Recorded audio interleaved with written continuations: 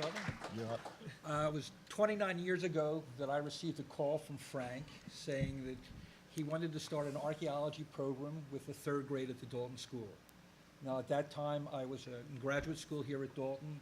I was not considering a career in elementary school education, and I didn't really think it was feasible, to say the least, that we could do an archaeology program with third graders.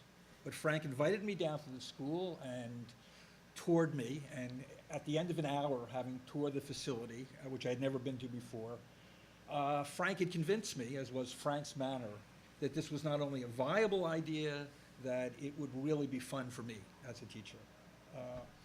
It was extraordinary. He gave me a little box full of projectile points and potsherds, showed me a bigger box where I could put them in, and said, go to it. And you'll find that it's a great opportunity. At that time, then, he informed my third grade colleagues who did not know we were doing an archaeology program, and to put it mildly, they had certain reservations regarding the project, and as well as the parents, as Gardner said, of the idea of the kids spending a couple hours every day digging around in the dirt.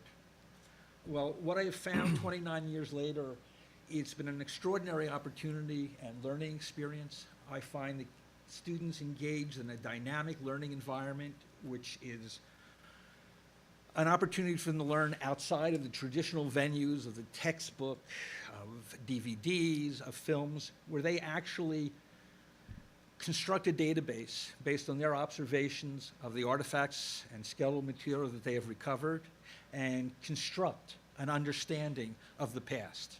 And recognizing that understanding will change as more material becomes available, recognizing that there are other ideas from their fellow students, they can shape their thinking of it. That has been extraordinary.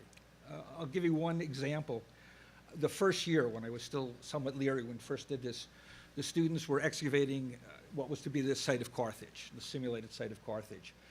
We were digging, and the students recovered the head of a statue, and then they recovered some burnt wood. And the students then debated among themselves whether the burnt wood was part of the structure that housed the statue, or whether it was part of an altar fire where they made burnt offerings to this god that was represented by the statue. Now, I recognized, of course, this was a teachable moment. I had a real opportunity. The students turned to me, and I was at a complete loss. I had buried some wood that I had gotten from the art room and burned.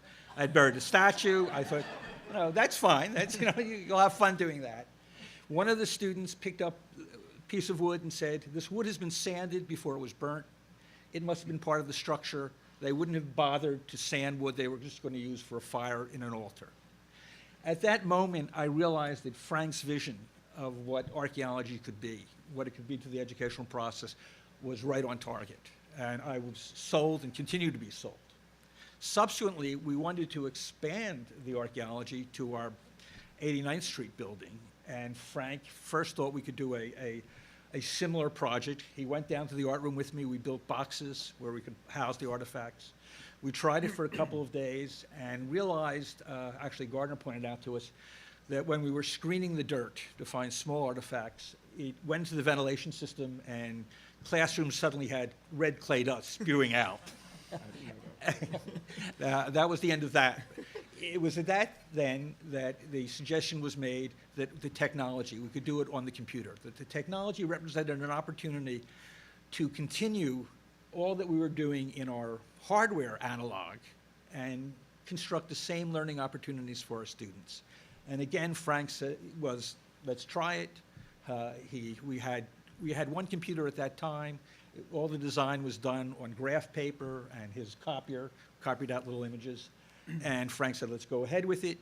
When we tried that, Frank was the one that then sold it, again, to the middle school and to the board, that this is a real opportunity, and that we brought in the technology now to support it. And that has continued to this day.